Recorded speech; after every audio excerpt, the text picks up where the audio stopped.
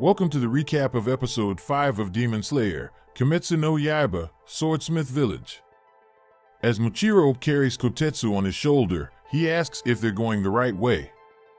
Kotetsu assures him they are.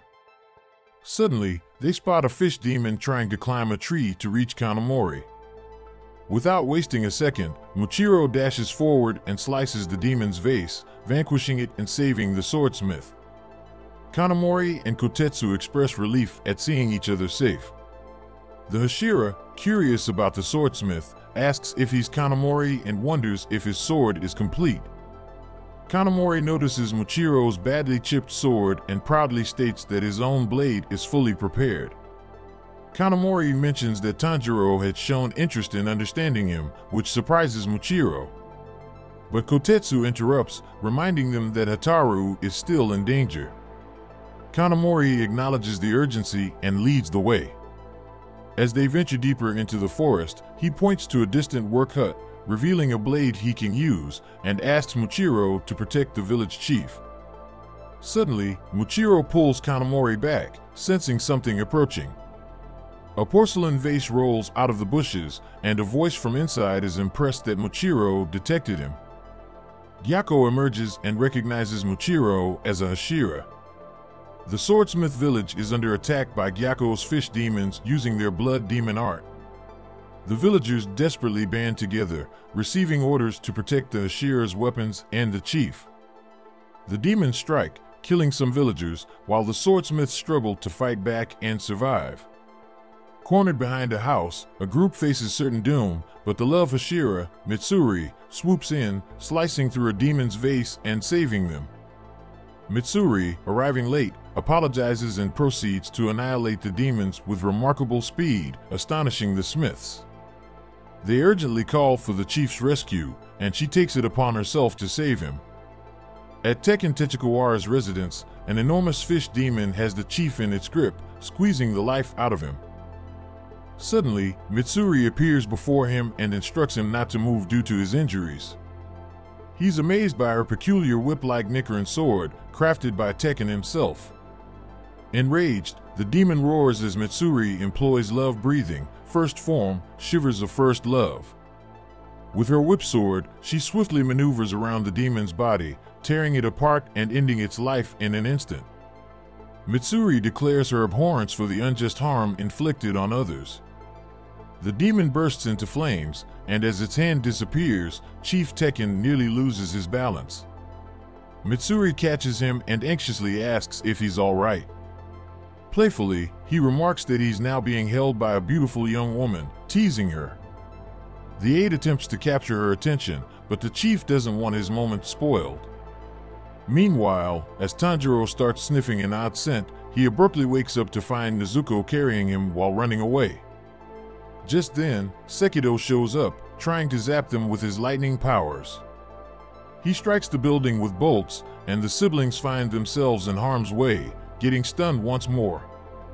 Despite the pain, Tanjiro manages to glance upward just in time to see Yurogi swooping down for an attack.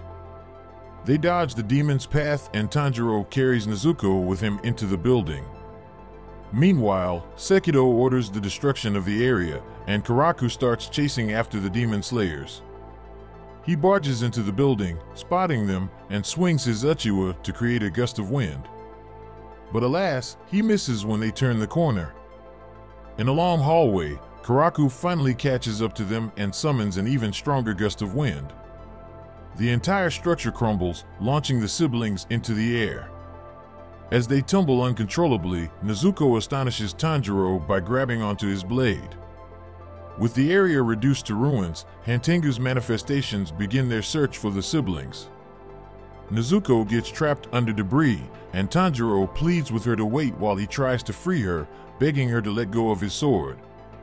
However, she clings even tighter, cutting her fingers and coating the blade with her blood. As the dust settles, Tanjiro watches Sekido and Karaku, waiting for the opportune moment to strike and kill him. Ignoring her brother's demands, Nezuko persists in gripping the sword. Just as Gyokko is about to kill Muichiro, he introduces himself and asks for a brief chat. Kanamori and Kotetsu lurk behind him, uncertain about what's happening. The demon surprises them with a creation he wants to show off, leaving Muichiro puzzled. Suddenly, a pot releases something utterly horrifying, a collection of mangled bodies of swordsmiths with blades embedded in them. Gyokko proudly names his creation the death throes of the smiths and points out its gruesome features, like the smiths' calloused hands from hard labor and their half-broken masks. To their disbelief, Kanamori and Kotetsu recognize all of the victims. Then Gyokko reveals one final disturbing detail. By twisting a katana, the bodies emit agonizing screams, proving they are still alive. This revelation brings Kotetsu and Kanamori to tears. An enraged Muichiro launches himself forward, attempting to slash Upper Five's neck. But the demon evades his attack by quickly retreating into a vase and reappearing on a rooftop. Gyokko, frustrated, insists on continuing to speak, but Muichiro won't have it. He leaps up and slices the vase effortlessly, noting the lack of resistance. Another vase appears on the ground, and Gyokko curses the Hashira for destroying his previous one. Muichiro realizes that unlike Hantengu, who isn't avoiding neck slashes, Gyokko is actively dodging his attacks, indicating that decapitation could be the key to killing him. Gyokko, the eccentric artist, conjures up a vase in his hand and summons two mischievous demon goldfish. With a flourish, he unleashes the thousand needlefish kill technique, causing the demons to spew a barrage of needles toward Muichiro. In a nimble dodge, Muichiro avoids the attack. Just as Kotetsu calls out to him, the demons catch sight of the two smiths and redirect their needle assault toward them. But to everyone's surprise, Muichiro stands tall before them, bravely taking multiple needles to his face and arms. With a commanding voice, he orders the smiths to hide and escape. The goldfish demons strike again, but this time the Hashira steps in, shielding the smiths from the flying needles before they make their swift exit. The demon grins with amusement at the sight of the pricked Hashira, taunting him about the poison's paralyzing effect.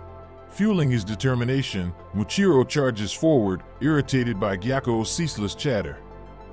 Muichiro swings his blade at the demon's neck, but to his frustration, it fails to pierce the demon's flesh. Gyokko conjures a new vase in his hand and uses his blood demon art, Water Prison Pot, to trap the Mist Hashira in a watery prison, aiming to suffocate him to death. The demon artist finds delight in this stylish and beautiful demise, relishing the feeling of victory as he holds his blade against the Hashira's neck. Muichiro attempts to break free, but the watery pot resists his efforts. Gyokko revels in his ability to neutralize the demon slayer's greatest weapon, his breath. He eagerly anticipates witnessing Muichiro's final moments and notes that destroying the village will leave the demon slayers vulnerable, allowing them to take the head of Kagaya Ubuyashiki. Meanwhile, Tanjiro pleads with Nezuko to release his blade. Suddenly, she employs exploding blood and envelopes the weapon in her fiery flames. Tanjiro watches as the blade undergoes a remarkable transformation, turning a vibrant shade of red. However, Sekido notices something remarkable. The bright red blade in Tanjiro's hands triggers a flood of memories from Yuzen's cells. It dawns on Sekido that this blade once belonged to the legendary swordsman who nearly brought down the fearsome demon progenitor. And as a fiery mark reappears on Tanjiro's forehead, his determination rises, and he raises his blade in readiness. The images of the enigmatic swordsman and Tanjiro merge, leaving Sekido and Yurogi utterly astonished. With the power of the Inakumi Kagura flowing through him, Tanjiro swiftly slices through Yurogi's neck, then dashes forward to sever Karaku's, before launching himself towards Sekido and cutting through the demon's neck in one fluid motion. The Dragon Sun Halo head dance takes down all three manifestations in a majestic dragon-like attack. Tanjiro recalls the pivotal moment when he acquired the strength to decapitate Jutaro, the transformative shift in his breathing, the surge of power coursing through his body and forehead like a burning sensation. Now confident that he can vanquish the clones, Tanjiro searches for the final demon, hoping to dispatch Hantengu by beheading all four at once. His eyes quickly spot Genya in the forest, who has already immobilized Aizetsu with his Yari and severed his head. Excited to see his comrade, Tanjiro calls out to Genya, only to witness a shocking transformation. Jinya turns his head, revealing fangs protruding from his mouth, bulging veins, and his once human eyes now tainted black and yellow. And the episode ends here. If you enjoyed this video, please like it, and don't forget to subscribe to find out what happens in the next episode. Stay tuned for upcoming videos.